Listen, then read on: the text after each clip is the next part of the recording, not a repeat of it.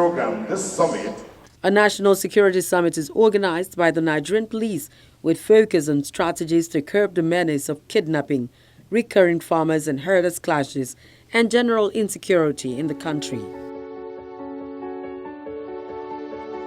The meeting attracts the attention of first-class monarchs led by the chairman and co-chairman of the Council of Traditional Rulers, the Sultan of Sokoto, Muhammad Sa'ad Abubakar, and the Oni of Ife, Adeyeye Ogunwusi II. National security must be placed above individual liberty. You cannot claim freedom of expression and insult everybody and cause problems. You cannot claim freedom of worship and go up to the restaurant, either at the churches or the mosques, and insult and cause problems across the country through religions. We should invest in equity. We should invest more in the strength of our diversity. The governor of Benue State, Samuel Otom, insists that the only way to tackle insecurity, especially as it relates to farmer-herders clashes, is to go the way of ranching.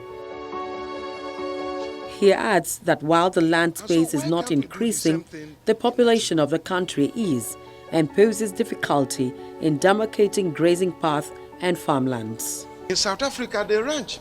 In Kenya, they ranch. And so why can't we do the same thing in Nigeria? Government at the local government level, at the state level, and the federal level must come together.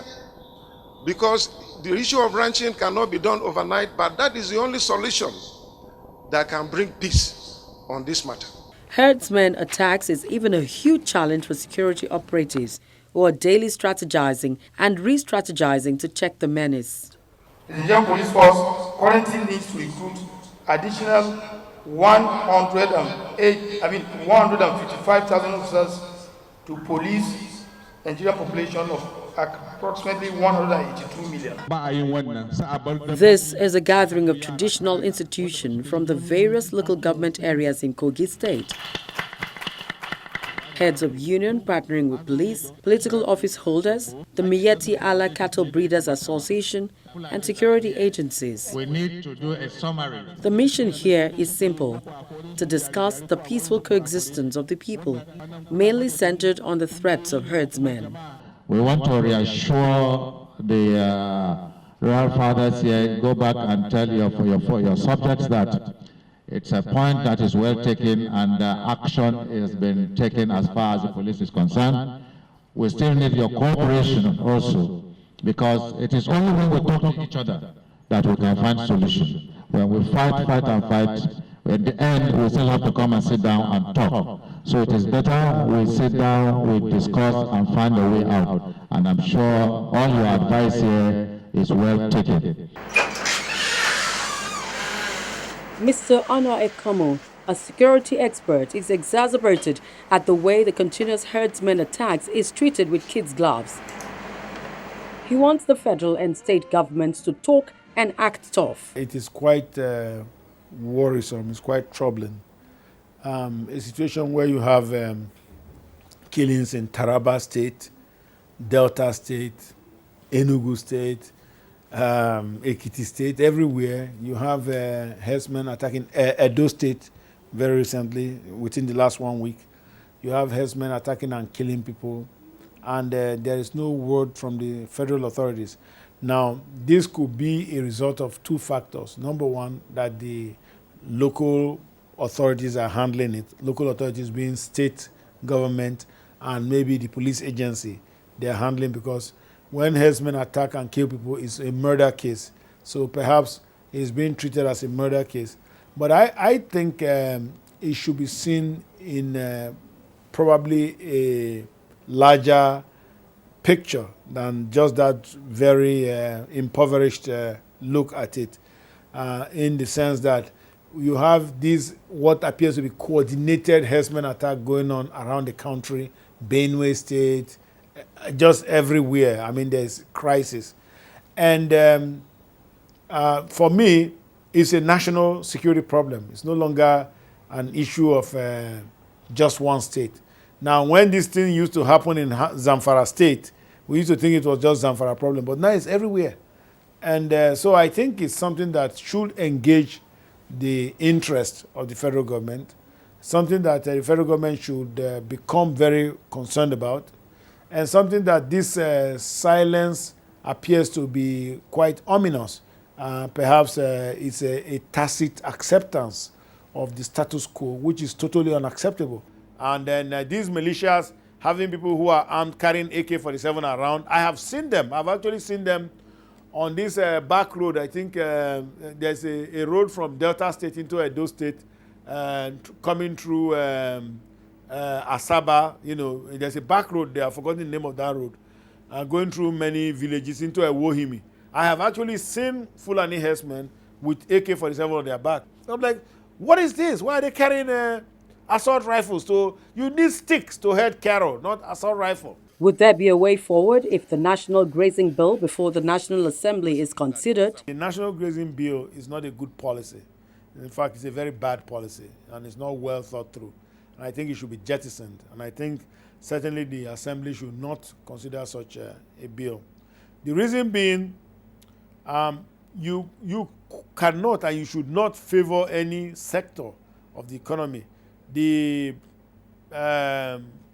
pastoralist sector is just a subsector of agriculture, meat production. That's it.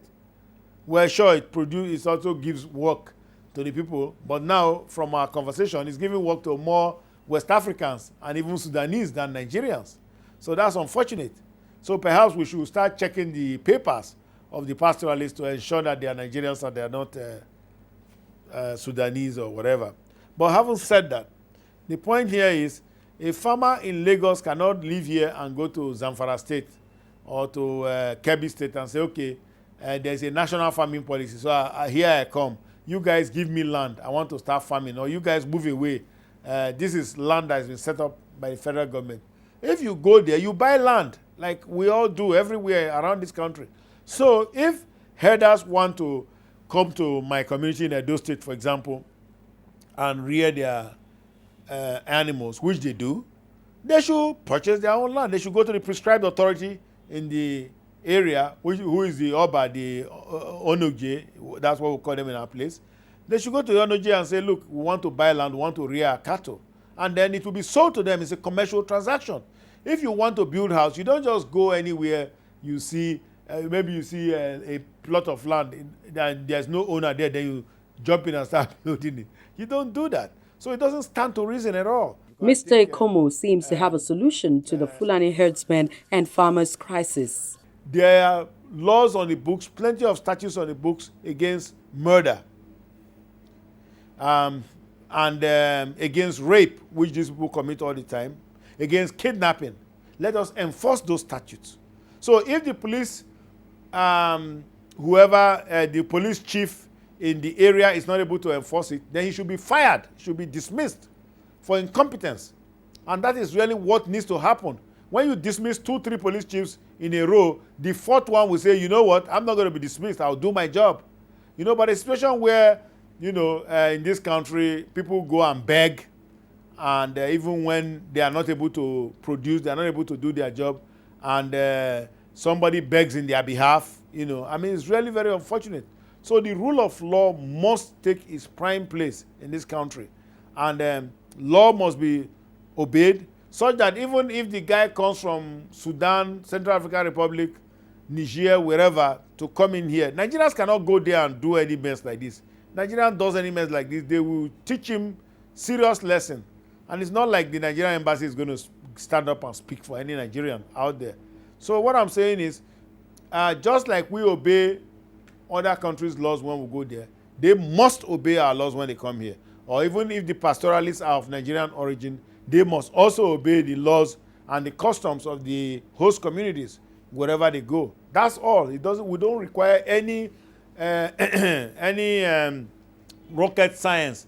There is no national conference that needs to be held about this.